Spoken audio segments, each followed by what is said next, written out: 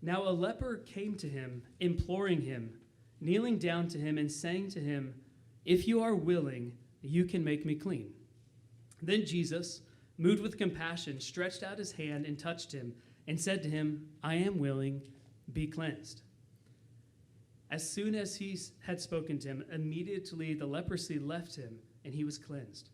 And he strictly warned him and sent him away at once and said to him, "See that you say nothing to anyone, but go your way, show yourself to the priest, and offer for your cleansing those things which Moses commanded as a testimony to them."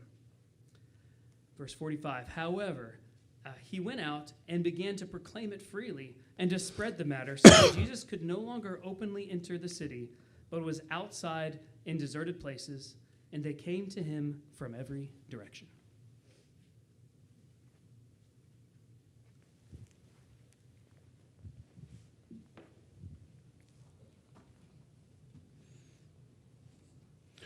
My name is Lemuel. I come from a little village called Tiberias. It's on the western side of the Sea of Galilee. It's a small little town.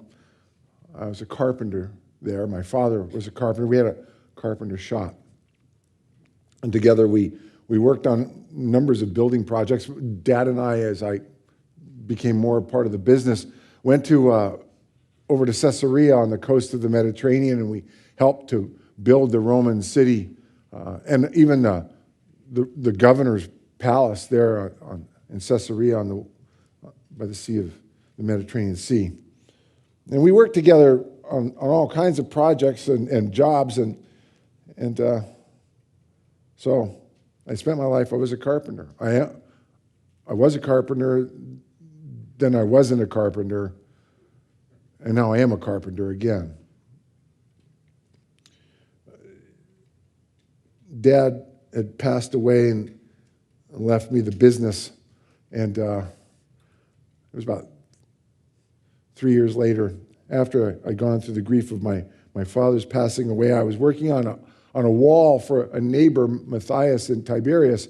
He was extending out his house, and he needed some carpentry work, and so I was there working on the wall. And as I was working on the wall, I looked at my hand, and on the back of my hand there was a really deep cut.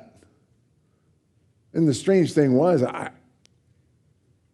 don't remember cutting myself. And it didn't hurt, but I mean, it was big. I thought that's strange. The next day, as I was working on the wall, I saw that I bruised myself on my arm further up. And again, it was a big enough bruise where it's like you'd remember bumping yourself, but I didn't give it much thought because I was busy working on the wall. Since it didn't feel like anything, I pretty much forgot about it. Then a couple of nights later, I was reaching across the table to hand Naomi, my wife, some bread. And as I handed it to her, she looked at my hand and she took hold and said, "What is that?" And I said, "Oh, it's nothing." She says, "Nothing? That's a big old cut. How come you haven't taken care of that?" And I said, "Well, it doesn't hurt."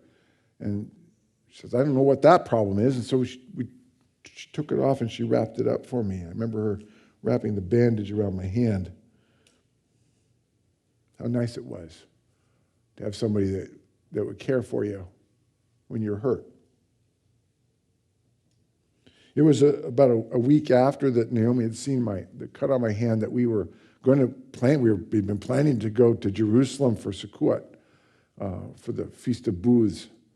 And so the whole family was traveling to Jerusalem, and so we all went together. And as things were going, even though the family was all traveling together, I kind of hung back. Naomi sensed that there was a problem, and she was concerned about these cuts I've been having. And I've been noticing that I've been losing some feeling in spots on my hand, and I was concerned. And so I just stayed back. We got to Jerusalem and went to the temple before we made our offerings. And I went to the priest and I showed him my hand. And he said the thing that I thought he might say. He said it was leprosy.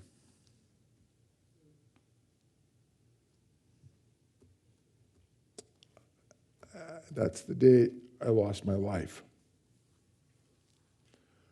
I traveled back alone. The family went ahead, and I kept my distance because I was a leper. There was a small colony of people that lived outside of Tiberias in a valley, and I joined them, and we lived together as lepers. And I remember my wife and my daughter, my baby girl, in her arms, and I had to say goodbye. And there was not going to be a time when I was ever going to see my baby girl walk. I was never going to hear her first word. When she cried in the night, and she was afraid, I wasn't there. I wouldn't be there. I wasn't there. On the day that she would get married, I wouldn't be there. I lived amongst the lepers. There was no interaction. There was no family thing anymore. We would go as a family when I was younger days. We would travel to Jerusalem for the pilgrimage feasts, and we would go to Jerusalem for Passover. And my mom and then my brothers and their wives and their kids and Naomi and my daughter, we would go together to Jerusalem for Passover, for Seder, and we would go to Uncle Moshe's house. He had a house in Jerusalem, and we would celebrate Passover together, but there was no more Passover for me. There's no Passover. There's no more Yom Kippur for me. No Day of Atonement. There's no temple for me. There's no atonement for me. There's no forgiveness for me. We lived alone in a colony of people who also had the same thing going on in their lives, and none of us looked at each other, because when you looked at the person next to you, you were reminded of what you looked like and what was happening to you. It was just the smell of disease and wounds and rot. Occasionally, one of us would have to go into town, or a couple of us would have to go into town to pick up some things that the people hadn't left for us. We'd draw lots, and the losers would go to town. We'd cover our face, as the law said, and we would shout, "Unclean!" And mothers with their children would shield their children from us, because no one could come near us and no one wanted to see us. Why would they want to see us? Why would anyone want to see what we'd become? One day, as I was living in my damnation, Matthias, the man from Tiberias, came to the colony and called my name, Lemuel. I came out, and he said, "Lemuel, I want to talk to you." And I said, if it's about the wall I made for you, I'm sorry. He said, "No, I had to have that torn down because you touched it, and we had to get rid of it. But don't worry about that. I didn't come here to talk to you about that." So what are you here for? He said, "Well, there's a prophet, and he's going about the Sea of Galilee, and he's talking about things, but it's not that." Okay. He's healing people. I said, why would that matter to me? Well, maybe he can even heal leprosy. See, I remember back when I was a boy and the rabbi was talking about leprosy. From Torah, from the writings, from the prophets, there are three times in all the writings from God that a leper was ever healed. There was Moses, there was Miriam, Moses' sister, and there was the Gentile general Naaman. And that's it. And all three of them were direct acts of God.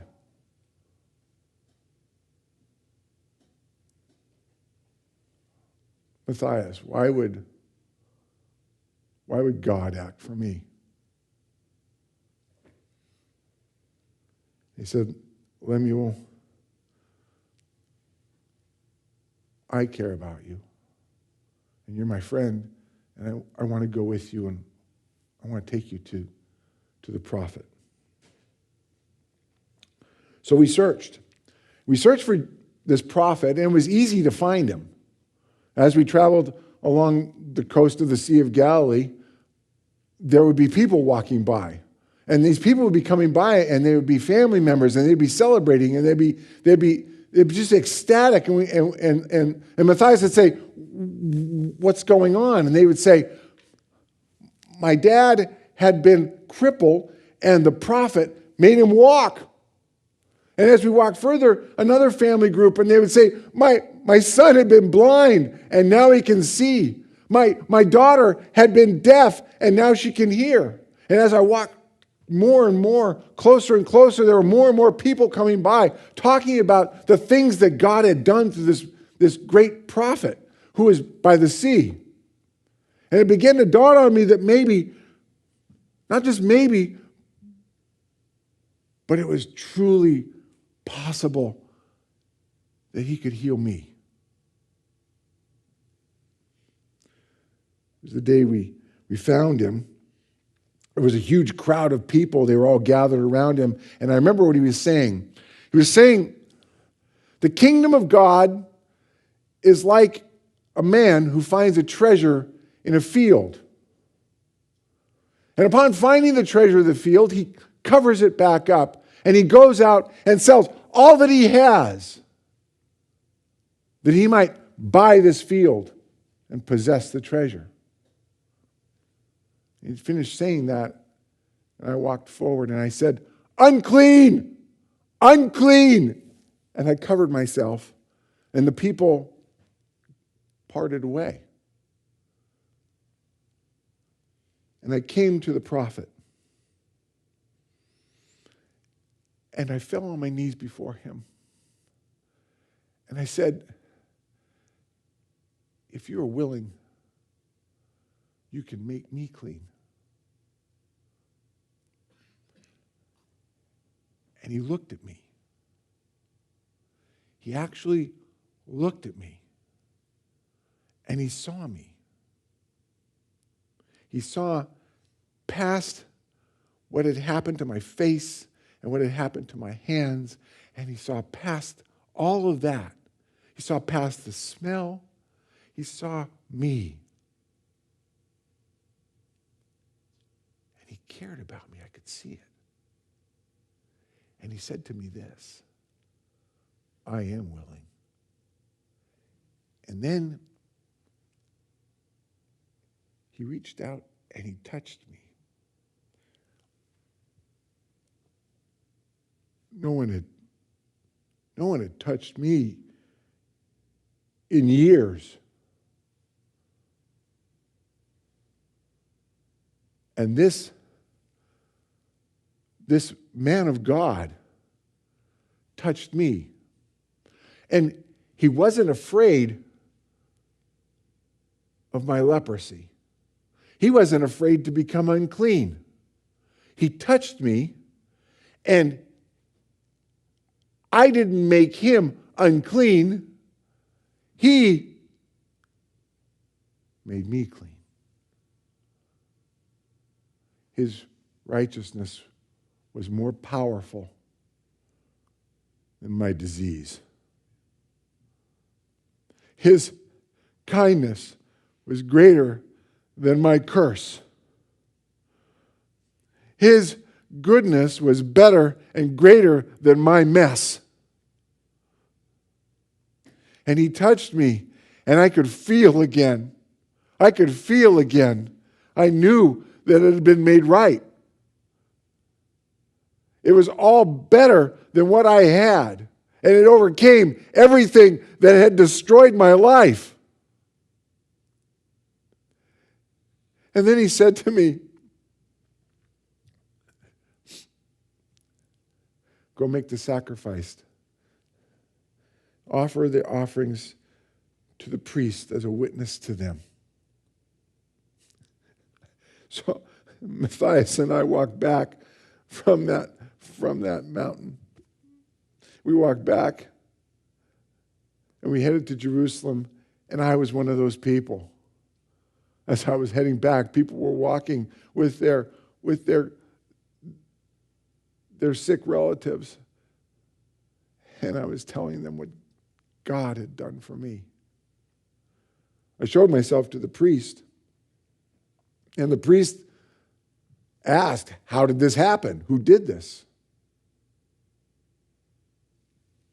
And I said, Yeshua HaMashiach, Jesus the Messiah.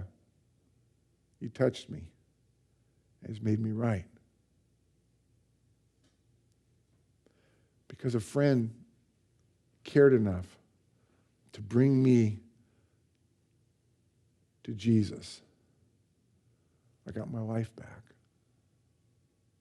Everything that you see in me, and this is what is. Everything you see in me that is good, everything you see in me that is right, everything you see in me that is admirable, is because the Master was willing to touch me. And his righteousness made me right. Because a friend brought me. Because there was a time when I cried out, and my mother led me to Jesus. It can be so for all of us. Let's pray.